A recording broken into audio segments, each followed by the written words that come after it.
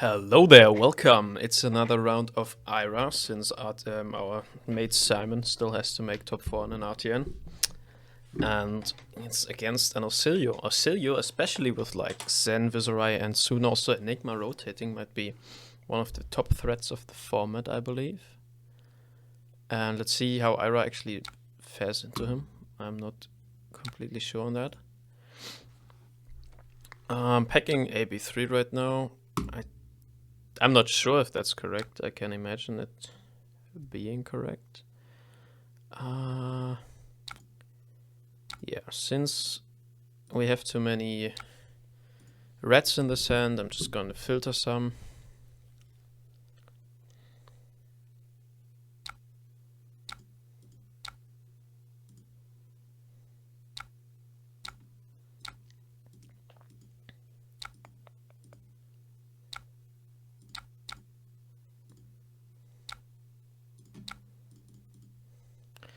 And if we get this hit through, I think I'll just throw the looking for scrap too. Keeping the arsenal free in Ira, I think, is quite important. Okay, we actually get a piece of armor here already. That's very good. We have quite a lot of on-hits, especially with breakpoints, like the weakest links or CNCs coming in for 7 that do quite a bit.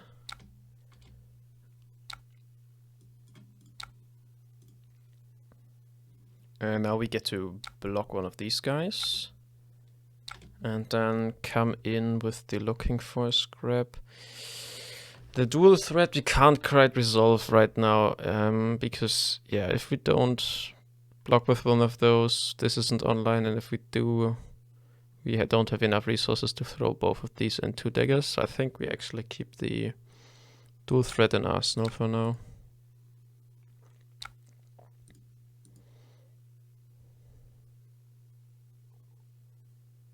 Oh wait, we're not actually able to do that, are we? Actually, we do. We are able to do this if we just go 1 dagger looking for scrap turn of tempo. I think this is a plan. We might just want to put on as much pressure as possible against the Oscilio. Though this is a working theory, because it's kind of a combo deck, so if we can like pressure him out of comboing like on a not ideal hand or something, that could work. Okay, yeah, so for now we're just taking that damage.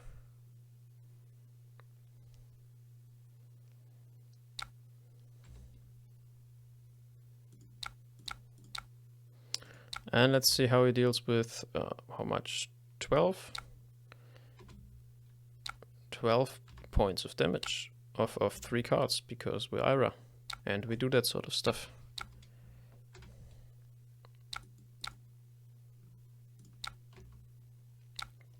If we're packing the AB shoes, we of course can't play the pouncing paws, and therefore the dual threats become a little more awkward. But let's see how awkward they actually are. You can always resolve them for just a 3-go again, basically. So if you attack with only 1 Kodachi and not an attack, you play this guy, then your next attack will get +3.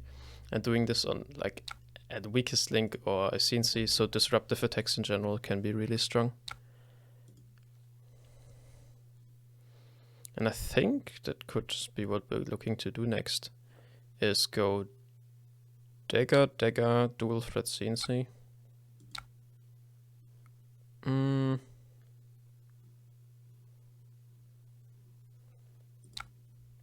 Block the sensor here first. Ideally, I get to arsenal the flick flack and then get more value out of it than just 4. Oh wait.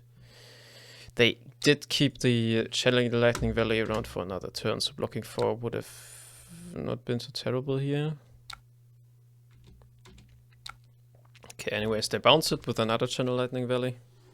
It's very interesting. And they blink.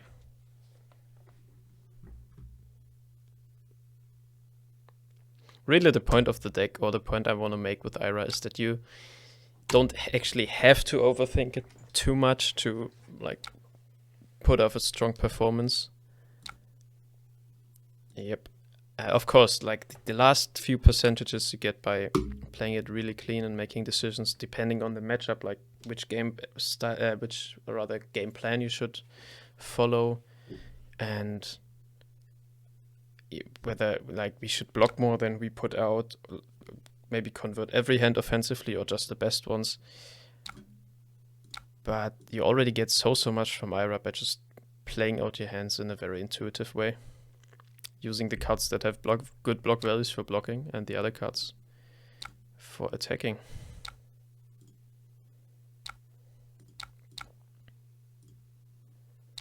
Calming Breeze, I think, is actually a very interesting card in this meta. Of course, you'd play the Shelters first, since they have the same effect, but are more flexible in that they are also a D-React for 4. But on top of that, I think playing 1 or 2 Calming Breezes, especially in Oscilio, who can just filter them with this ability, is great, because especially against Mario with his flick knives, they are just so good. They can really blow him out if he's counting on getting the opposing hero marked by flicking a clave, or if Syndra is counting on getting a resource from flicking and then using her blood splattered vest to get a resource. This can really be a blowout, where they don't get either the mark or the resource and like can't play their hand anymore. And now they can't play their hand anymore.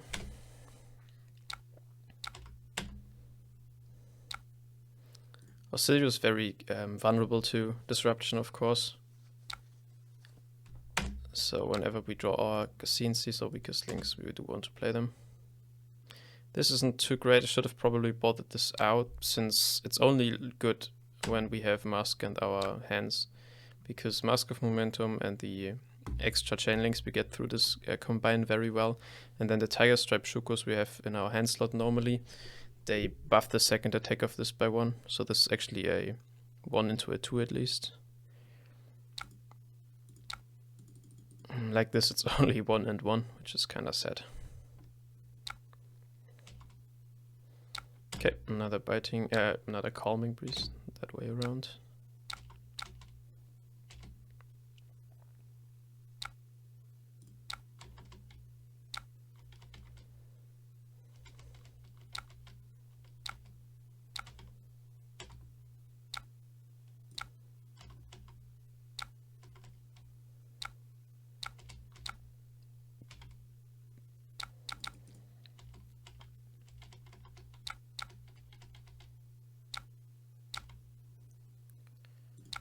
That's not correct, sorry about that.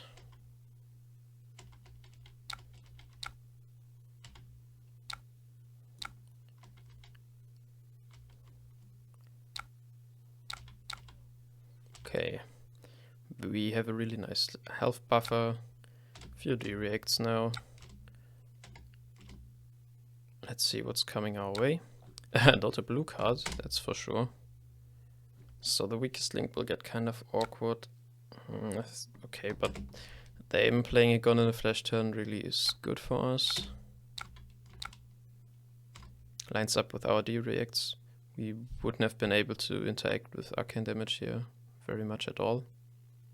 Sure. Okay, Blast is also for 4. So we just say no blocks, have a little bit of a flick-flack going on.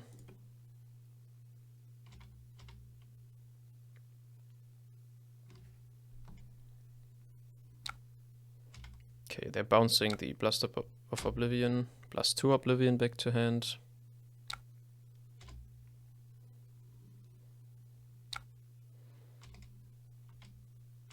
Pretty neat combo here. Blast to Oblivion, of course, says that if you play an instant, you can bounce a... What can you bounce? An Aura? No, and what they did is bounce the Sigil of Conductivity, which makes a embodiment of lightning when it goes out of the arena. So they can give their next attack go again too.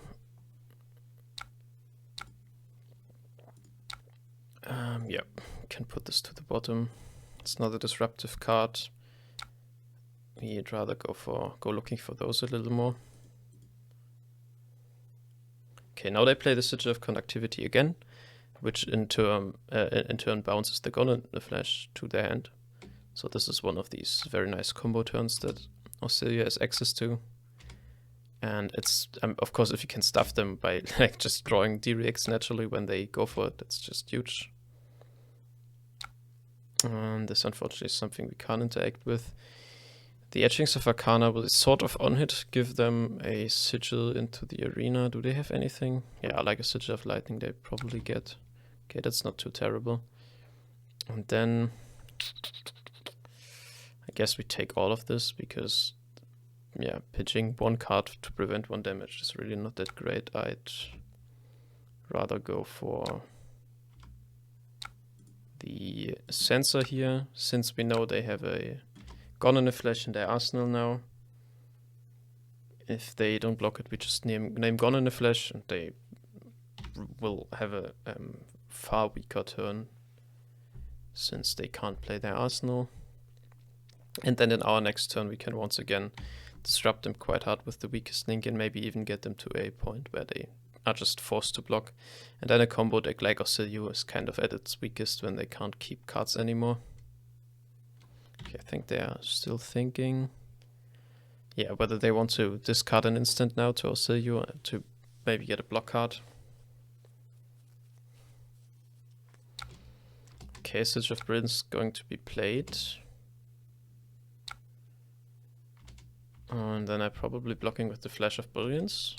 Okay. Oh, very interesting. Now this guy says if it blocks with a lightning card, you can bounce a Aura. So they're bouncing the Sigil to draw an extra card. That's very strong. Oh, wait. Oh, my bad. It actually does say you need to discard a lightning card, so this effect becomes active.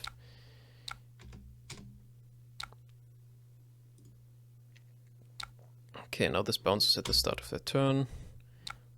Lightning, draw a card. We once again draw all the D-reacts that we have to offer.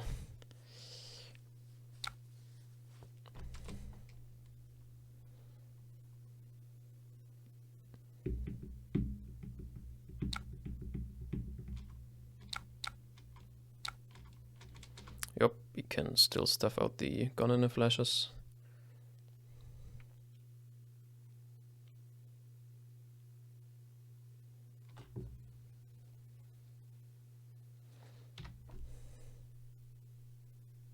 Stylisha, there's a little situation going on here. Okay, there we are.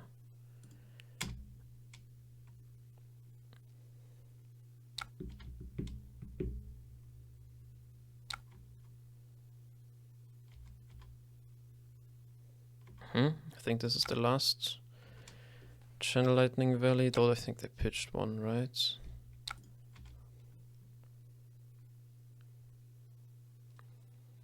And another one. Not a huge deal. Yep. Also blocking this.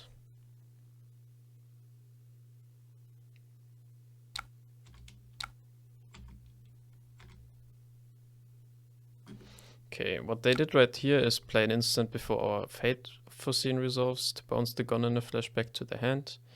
And this also means that the Fate Foreseen doesn't have a target anymore and it fizzles. Not a huge deal, the only difference it makes is that we don't get to opt. We are playing the weakest link now.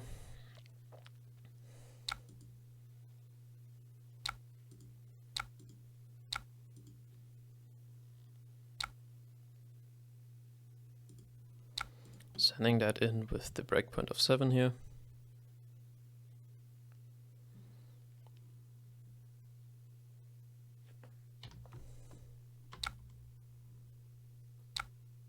Okay, we're playing our 2 sigils from hand.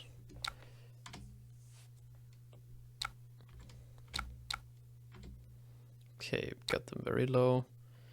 Glyph Overlay and Etchings of Arcana. We can keep that in mind. And there's a Gun in the Flash and Arsenal. I'm not sure how much they can do with it. This is a nice start though. With the hands they will amp 3 times now, I believe, for each sigil that leaves the arena. And they get to draw 2 cards.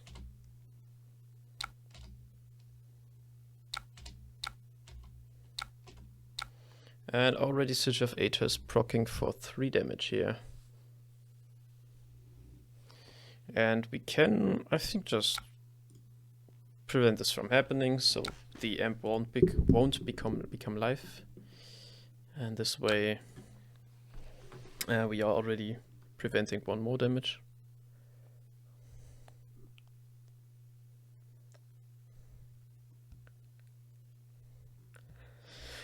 And now, even if you only get to keep a blue or a yellow card, we are already very threatening to them, since they're on such a low life total and these Kodachis are really awkward to block. Now there's still a Glyph overlay and a Jinx of Arcana and a Gun in the Flesh and 2 cards we don't know. What's left? They've now played all 3 Switches of Brilliance. I think the last Channel Lightning Valley is pitched. There should be a few more Flittering charges. Okay, but we're starting with the Etchings of Arcana, probably looking to bounce a Switch of Brilliance. We do have the blue cards to pitch into this though. So the search effect doesn't come live. Oh, and that's unfortunately it for them, since they probably don't have a meaningful way to either get Go Again with these or play Go Again card. Okay.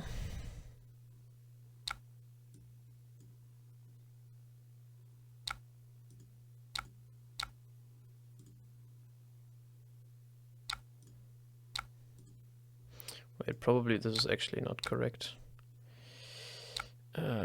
The way we are supposed to play this is keep the attack, so we threaten another singular point of damage, which actually matters at itself.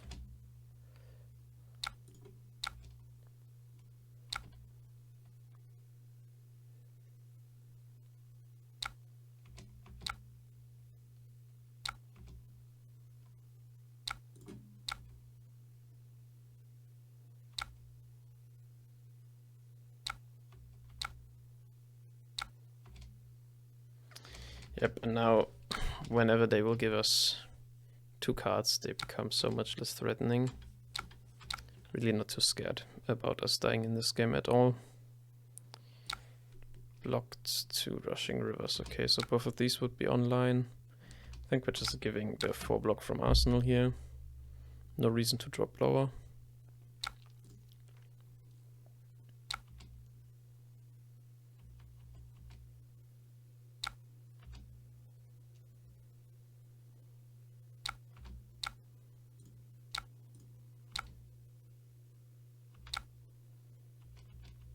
And the Calming Breeze won't save them, of course, since this is coming for 6 and then another 5, and we could even throw in another one.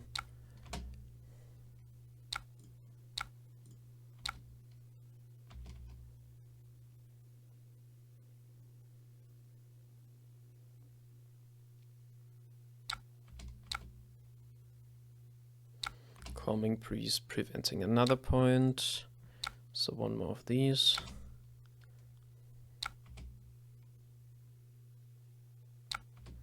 Okay, still lives through that.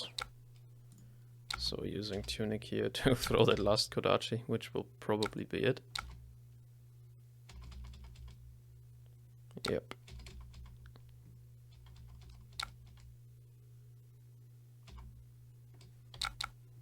So yeah, seems like the AB is just a very, well, I guess easy way to make this unlosable by the looks of it. Okay, this one is quite tricky. Aurora is, I think, one of the best decks in the format after like Viserai Zen and Enigma Leaf. So Ira really has to beat this guy. Right now the sideboard is still like in consideration of Enigma being there, which will probably be for the whole RTN season. Afterwards we can make this matchup even better. But for now, let's see if it's enough as is. I like to see the dual threat early. This really is just an aggro race. And in these just work like blood rushes. You want to, if you see them, you probably just win. If you don't, then you might just lose.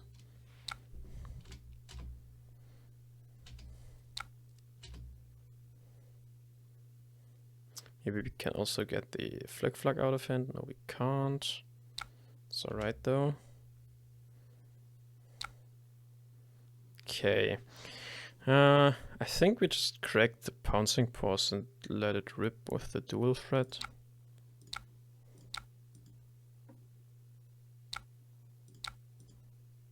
Do we?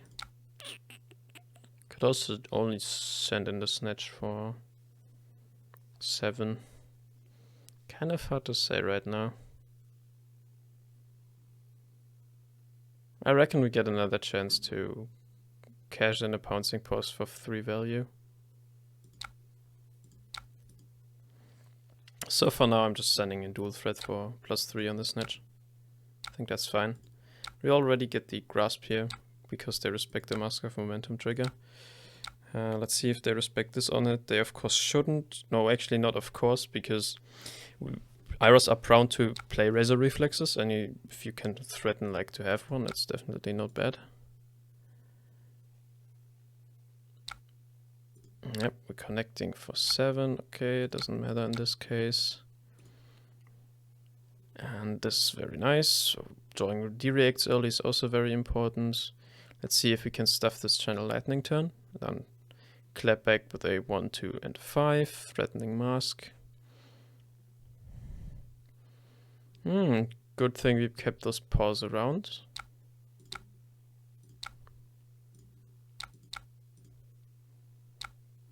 Oh, they actually committed now. Wow.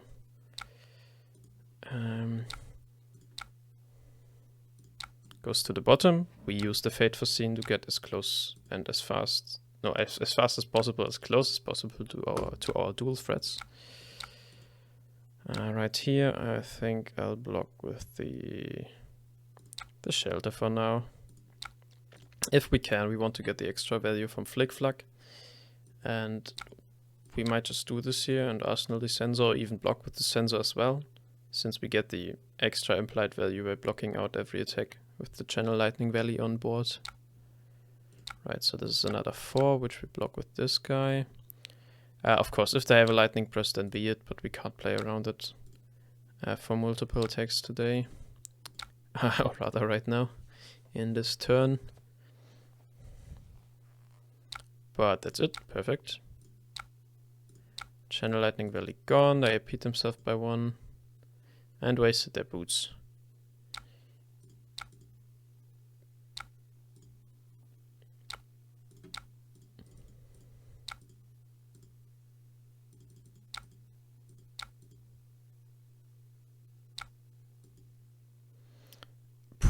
I think it's just alright.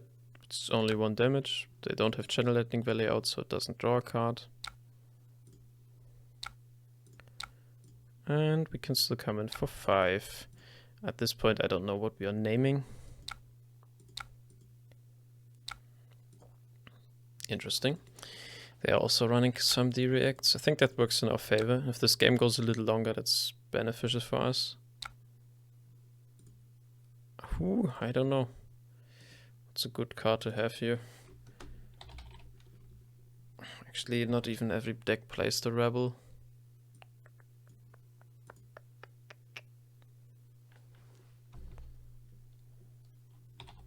Don't know. Let's just name Gone in a Flash. Haven't seen one and can do quite some disgusting stuff.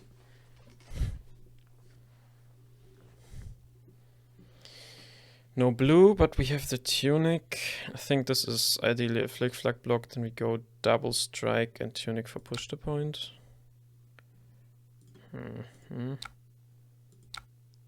Or we go double strike, Tunic for looking for scrap. We can do both. Sure, they might have a lightning press here, but then they still IP themselves by 1. Okay, that doesn't matter. Play the Flick Flag.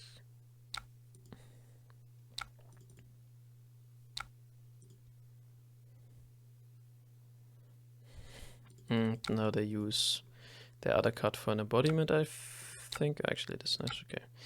They're not playing Aurora too clean, but that's okay, yeah, sure. But that's good for us.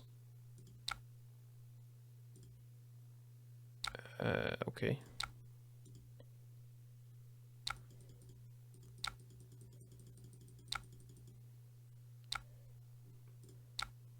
Okay, this is coming in for 2 now.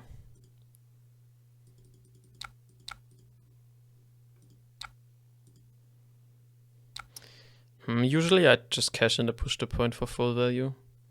But right here, I guess we are threatening a mask trigger, so oops, nope. Giving this go again might just be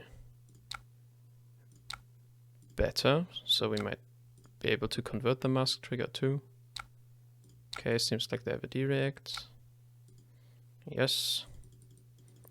It's fine. Aurora also becomes less frightening on a smaller hand, just like Oscilio does. So I'm not quite sure whether things are actually the bring in this matchup. For us, like, there's no doubt about it. The arcane of the burn-up shock you always let through, except maybe when they have a Channel Lightning Valley around. But it's really everything that comes afterwards you need to worry about. Use the sync here, and I think, just so we don't run into the risk of actually getting hit by this, we sync the 2-block. Okay, for a non-block. I guess that happens. Okay, now the next one is coming in for 7. They're bouncing the gun in the flash, I suppose. Huh. Yeah, the 2-block would have been just as well, just as good as the Sigil, I suppose. Wait, but they are blocking with this guy. Okay.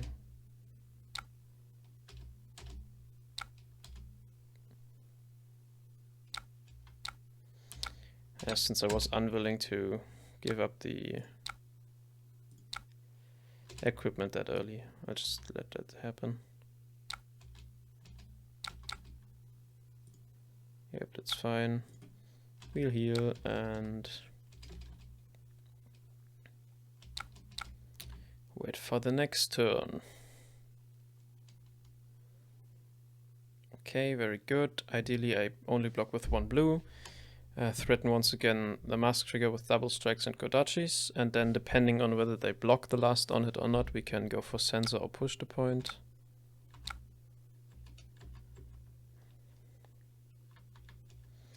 If there's nothing representing an on hit out, I always rather not block the first attack, since they can always have something like a snatch later on.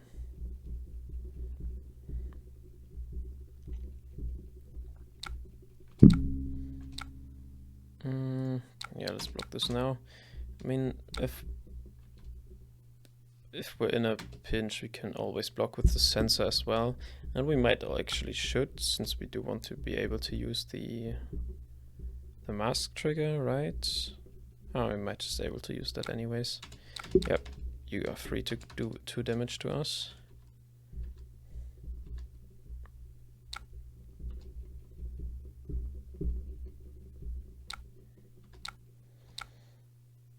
Now the question becomes sensor or not.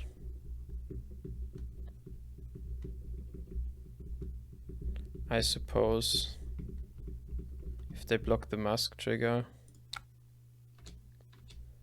the push to point should definitely, or rather if they block the mask trigger, which is the 3rd chain link, the 4th chain link should definitely hit. They won't like commit a random card to that.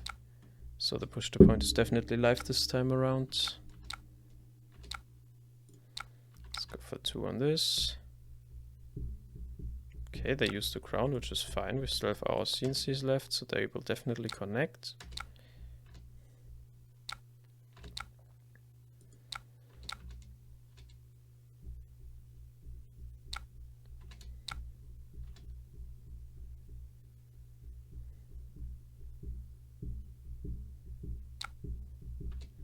Of course, playing it this way, we now actually threaten a mask trigger again, so they are kind of inclined to block this. Then again, if they block with Tunic, I don't even think I mind losing 2 value on this. And we don't, so now it's 6 and a mask on it. I think the risk to reward ratio was good. Let's see, wow, just that good, aren't we? Very nice. Got 7 block here, actually 11 if we need. or that we probably should. In the aggro matchups, you want to make as many mask on hits possible as possible. Lol. So you keep the arsenal free, so you're able to arsenal whatever you get. They're showing us a second strike. Honestly, might just try bricking them on this. Play the Fate Foreseen. Then they come in with the... Actually, for now, they can't even come in with Starfall, since they've not played the Lightning card yet.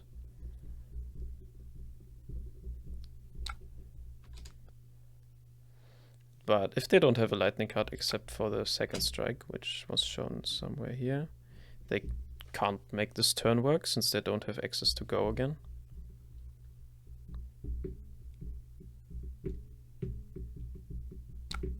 Yep, and they really do not.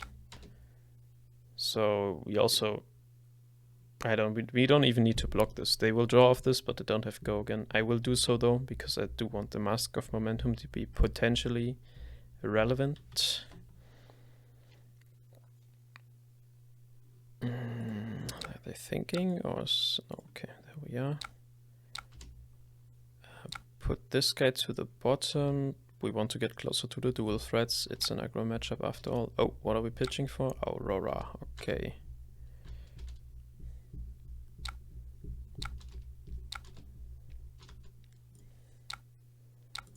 Let's see what we get. Oh, actually, I kind of did not think about this when I opted, but in favor of the mask, just to make sure we don't draw blue, we should have actually left the Sigil of Solace on top. Always room to improve, always. And mask trigger. It would only be fair if we now draw a blue.